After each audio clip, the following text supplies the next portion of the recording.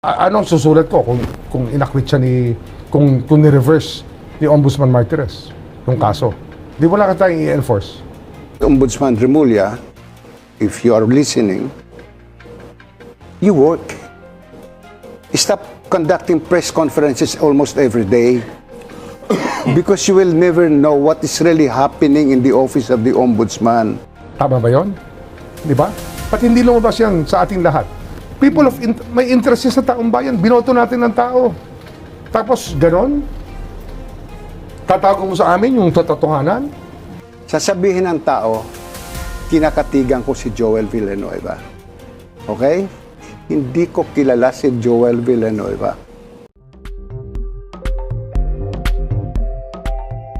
Continuing discussion on publications, is there a requirement for the Office of the Ombudsman to publish its decisions? Well, if you read the Constitution and the law creating the Office of the Ombudsman, Republic Act 6770, Yes.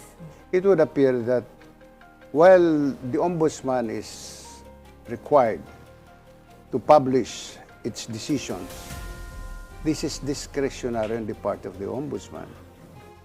So, pipili ng Ombudsman anong gusto niyang ilabas. During my time, wala akong sinasabing ilabas, except, of course, I would admit that in the case of family, Yes. I released the decision in family because the reporters kept asking me about it. Pero yung voluntary na ilalabas ko, wala akong maalala na ginawa ko eh.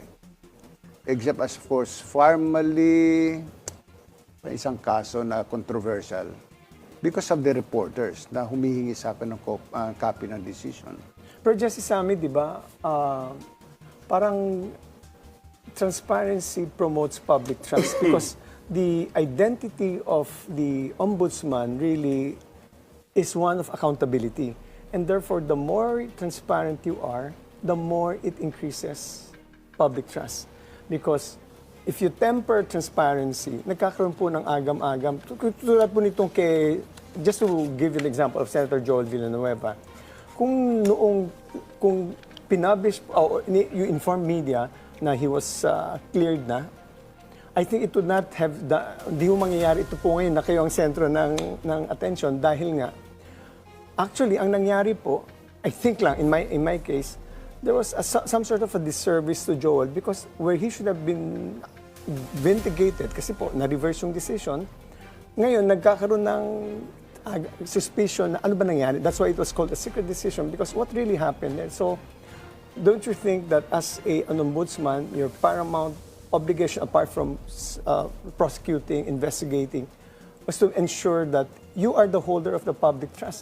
When you fail to be transparent, there's now a question of ano ba nangyari. Yun po lang ang ano ba ang tingin niyo doon? Well, in the case of that resolution that I issued, granting the motion for reconsideration of Joel Villanueva, we furnished the Senate a Yes. copy of our resolution.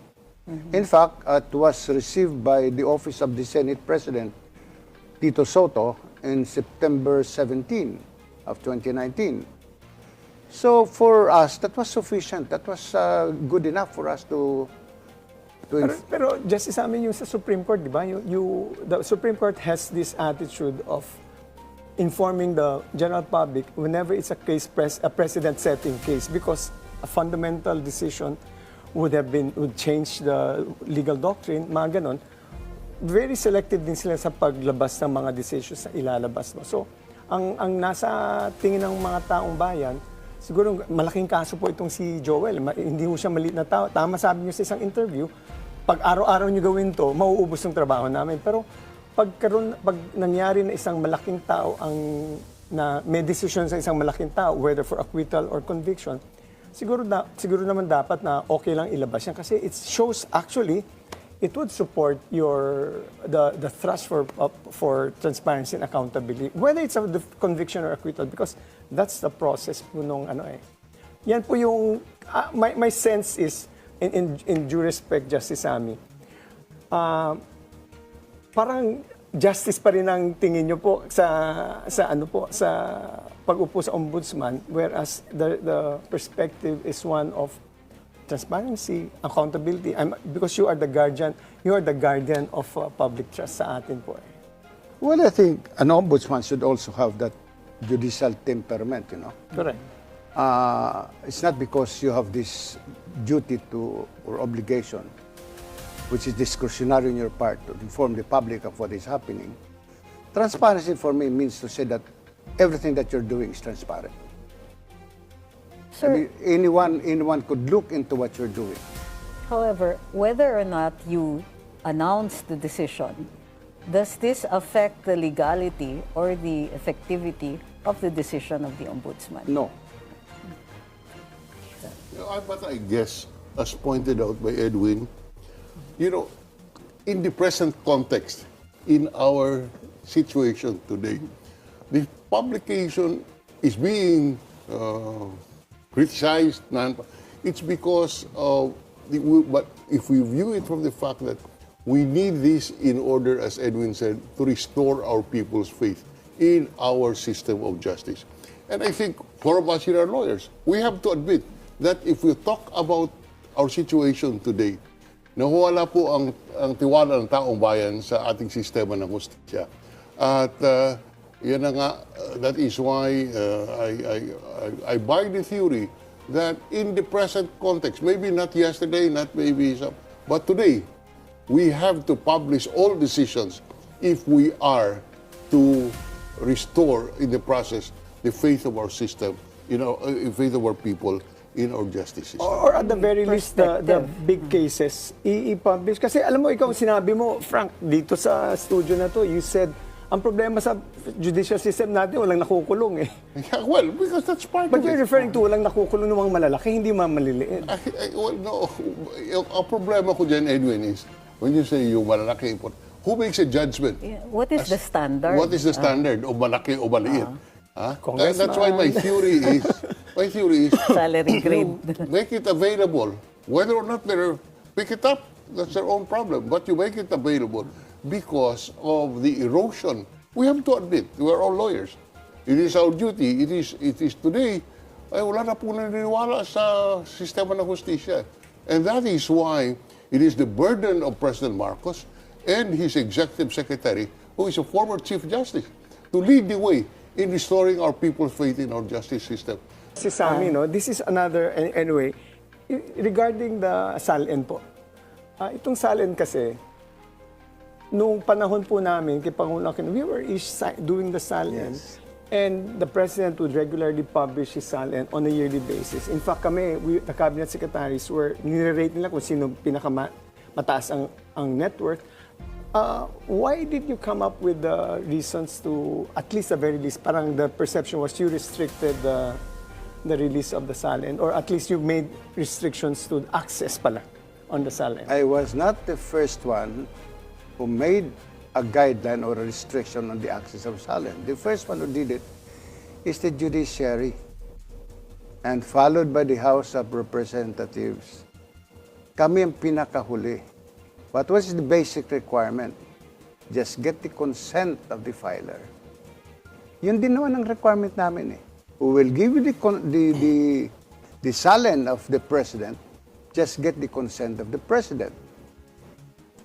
A certain guy by the name of Biraogo went to our office, asked for the SALN of Vice President Leonor Bredo. He said, ask for the consent of the Vice President. Hindi niya nakuha, he went to the Supreme Court. The Supreme Court sustained us, saying that it is the authority, the Ombudsman has the right to provide guidance on the access of SALN. So wala naman kami sinasabing mahirap na requirement eh. Just get the consent. Okay. So, medyo may kahirapan ngayon. Kaya lahat ang pinakamahirap lang actually na guideline ay yung sa House of Representatives. Because approval by the majority of the members in plenary session To release the SALN? to release the SALN of a particular congressman.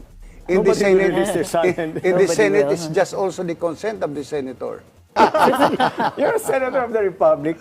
How can you explain, with your meager salary, that you got 50 million. For instance, in the case of Senator Ping Lacson, there was a huge jump from so much to now 250 million. And that's reasonable for us to ask, how did, even if it's no longer in government, that we're just asking you a question, why did it suddenly blow? Isn't that a reasonable question? There is a to ask? provision in the Republic Act 6713, the creation of a review and compliance committee. Right. It will be the duty now of the review and compliance committee to ask you why the increase of so much, of 1,000%.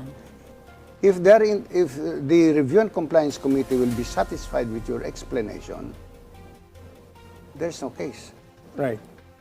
And also, the salin can be corrected. It is correctable.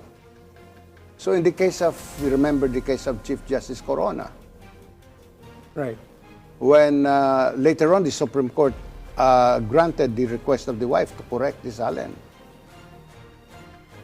Because you can correct the salin. You can explain why the jump, why the decrease in your assets and liabilities. But that's precisely the public official. As for instance, all of us used to be in government. We owe the public an explanation as to why your net worth has suddenly increased, with knowing that your salary is only what, 100,000, or maybe right now it's 300,000 a month. So technically, the most that you can get is 3.6 million a year. But suddenly, instead of just an increase of 3.6, it ballooned to so much.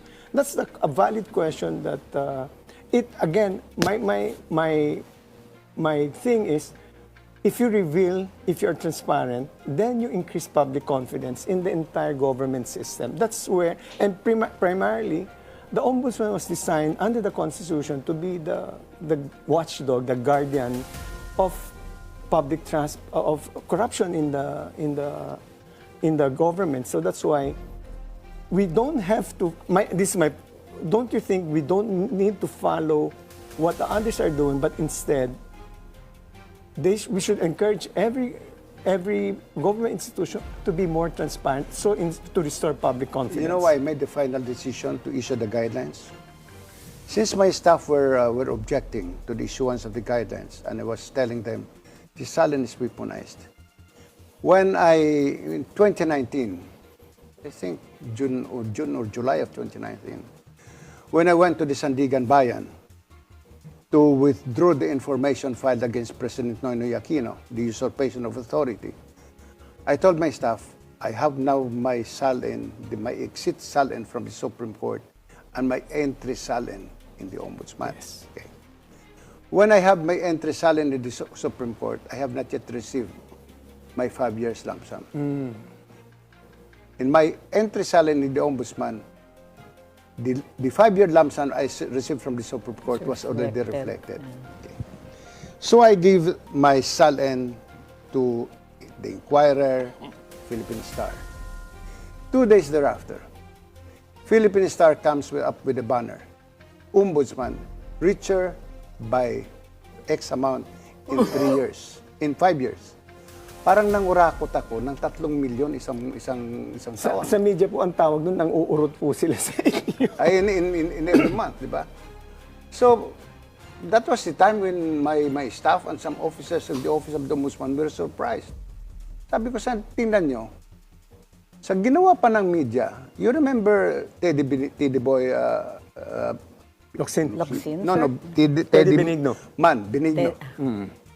Nung araw, Teddy Benigno, lagi nagdadala ng pera. Because there were always threats ng kidnapping sa kanya o kaya robbery. So parang alam ko sa kanya noon, he always had in his pocket, and this was during the 80s, mga 50,000. Kasi mayroong mga tumatawag sa kanya, either kikidnapin yung anak niya o kung sino mang relative niya. So lagi siya may handang cash nung araw eh. So, okay, you redact. Up to what point will you redact? You redact private, personal, identifiable information. You cannot redact. The properties that you describe naman are very, it doesn't specify the personal PC. properties, cash on hand, what?